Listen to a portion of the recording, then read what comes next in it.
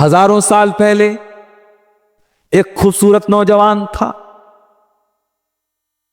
گھر کے اندر اکیلا تھا،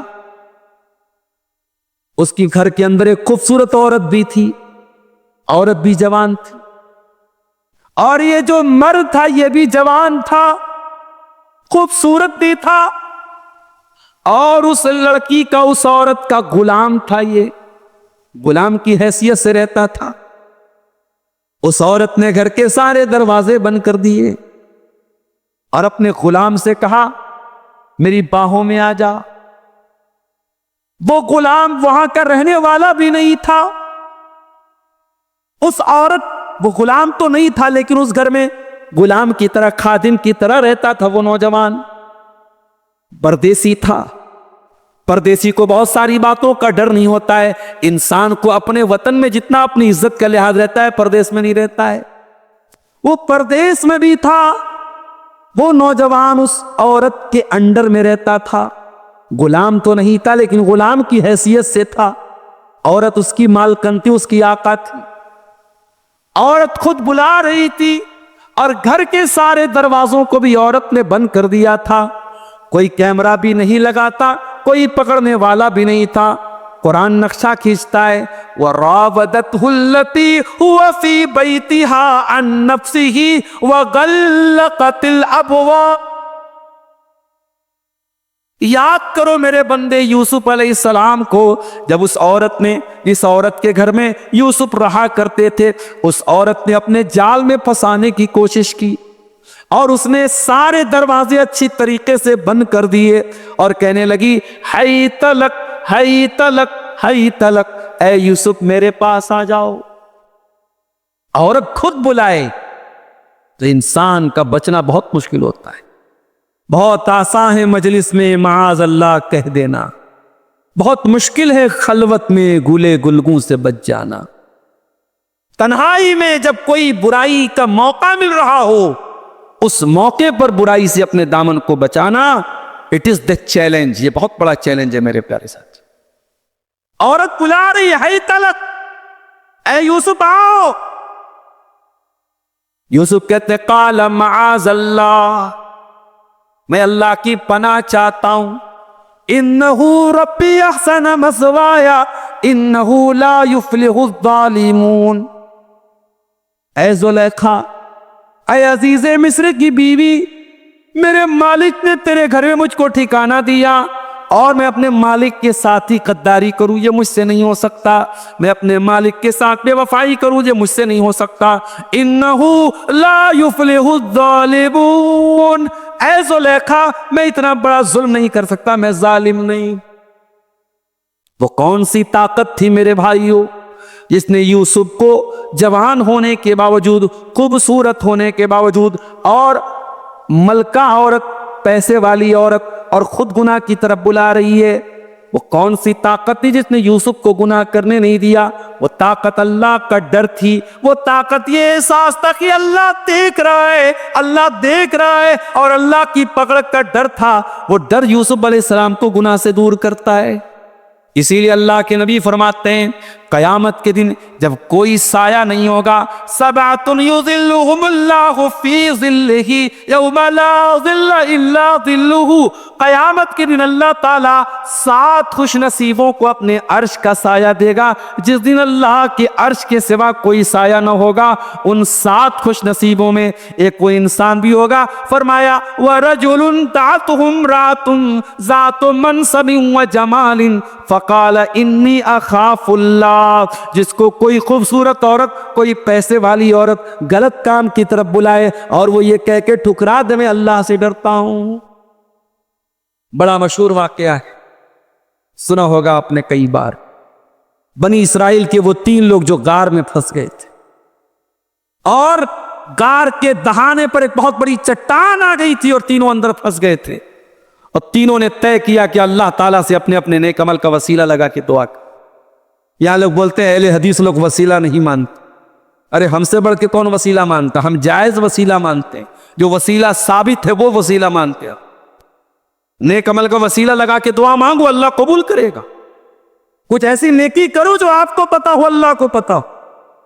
یہاں تو چندہ جب تک دے کر کے اعلان نہ ہو حاجی صاحب کے نام کا، تب تک حاجی صاحب کی جو ہے ان کو سکون نہیں ملتا ہے۔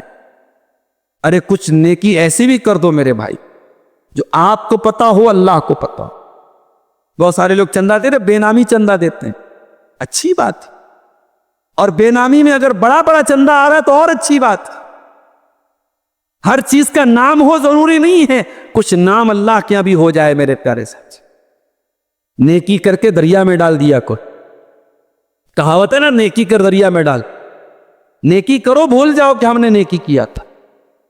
جاڑے کا موسم ہے، کوئی غریب بیچارہ ٹھٹر رہا ہے سردی سے، کوئی امیر آیا، کار سے اترا، غریب کو کمبل اڑایا چلا گیا، امیر کو نہیں پتا میں نے کس کو اڑایا، غریب کو نہیں پتا مجھ کو کس نے اڑایا۔ یہ ہوتی ہے نیکی کر دریا میں ڈال۔ وَيُطْعِمُونَ الطَّعَامَ عَلَىٰ حُبِّهِ مِسْكِينًا وَيَتِيمًا وَأَسِيرًا۔ اللہ کے نیک بندے غریبوں کو کھانا کھلاتے ہیں، یتیموں کو کھانا کھلاتے ہیں، قیدیوں کو کھانا کھلاتے ہیں۔ انما نطعمکم لوجہ اللہ۔ اور کان کھول کے سن لو، جب وہ غریبوں کو کھانا کھلاتے ہیں تو کیمرے سے فوٹو نہیں کھچواتے ہیں، وہ غریبوں کو کھانا کھلا کے ان کی عزت نہیں لوٹتے ہیں، وہ کہتے ہیں ہم تو تمہیں اللہ کے لیے کھلا رہے ہیں، لا نرید منکم جزاء ولا شکورا۔ ہمیں تم سے کوئی بدلہ نہیں چاہیے، ہمیں تم سے کوئی شکریہ نہیں چاہیے۔ کچھ ایسی بھی نیکی کرو میرے بھائی جس کا وسیلہ لگا کے اللہ سے مصیبت میں دعا مانگ سکو۔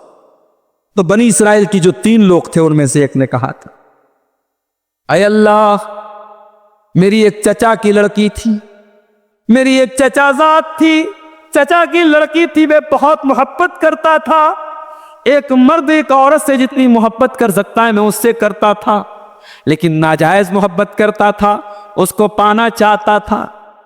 محبت کب جائز ہوتی ہے؟ محبت تب جائز ہوتی ہے جب وہ نکاح کے ذریعے ہو، ورنہ محبت کے نام پہ جتنا بھی آئی لو یو بول کر کے میسج کر دیا جائے وہ محبت ایک ٹھکوسلا ہے اور کچھ نہیں۔ جب محبت ناجائز ہوتی ہے تو محبوب کے اوپر تیزاب بھی پھینکنے پر مجبور کرتی ہے۔ محبت جب ناجائز ہوتی ہے تو اپنے محبوب ہی کے ٹکڑے کر کے ڈرم کے اندر باندھنے پر مجبور کرتی ہے۔ اور محبت جب صحیح ہوتی ہے میرے ساتھیوں تو انسان زندگی بھر اپنی بیوی کی ایک ایک ڈیمانڈ کو پورا کرتا ہے، ذمہ داری سمجھ کے پورا کرتا ہے جو جائز محبت ہوتی ہے۔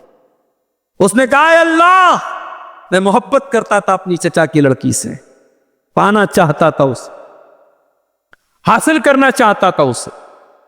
گاؤں میں سوکھا پڑا، میرے پاس مدد مانگنے کے لیے آئی، میں نے کہا کہ میں مدد کروں گا، ایک شرط پر کروں گا، تمہیں اپنی عزت میرے حوالے کرنی پڑے گی۔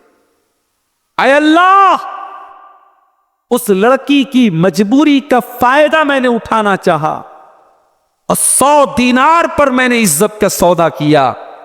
لڑکی مجبور تھی، تیار ہو گئی، اور عین موقع پر اے اللہ، جب میں اس لڑکی کے ساتھ غلط کام کرنے والا تھا، جب زنا کرنے والا تھا، حرام کام کرنے والا تھا، عین موقع پر لڑکی کہتی ہے، اتق اللہ، اے اللہ کے بندے، اللہ سے ڈر، وَلَا تَفُزَّ الْخَاتَمَ إِلَّا بِحَقِّهِ، اور انگوٹھی کو مت کھول مگر اس کے حق کے ساتھ، مہر کو مت کھول مگر اس کے حق کے ساتھ۔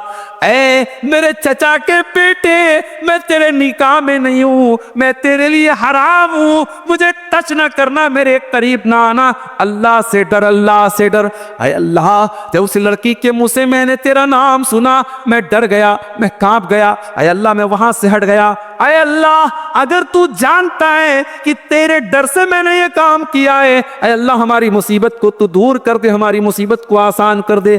اللہ کے نبی فرماتے ہیں کہ اللہ نے اس کی دعا کو سنا اور چٹان تھوڑی سی کھسک گئی، اور باقی 2 لوگوں نے اور دعا کی تو چٹان پوری طریقے سے کھسک گئی۔ اگر آپ اللہ کا ڈر اپنے اندر پیدا کر لیں میرے ساتھی، ہم اور آپ اپنے اندر اللہ کا ڈر پیدا کر لیں تو مصیبتیں بھی ٹل سکتی ہیں، پریشانیاں بھی ٹل سکتی۔